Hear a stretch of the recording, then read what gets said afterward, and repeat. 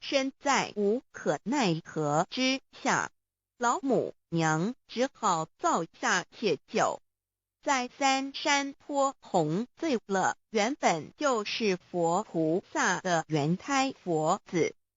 设一个大仙池起来洗澡，趁机会先衣鞋收回礼天老母娘还设一个大仙池，好让大家一起来洗澡，趁机会将大家的仙衣仙鞋都收回礼天。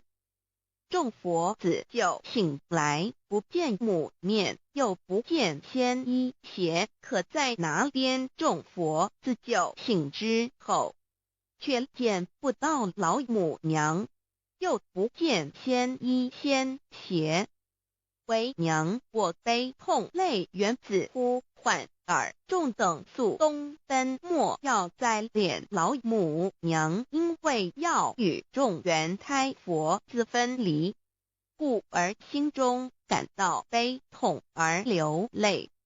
并且呼唤众佛子速速往东土而去，千万别再留恋于礼天之舒适自在。如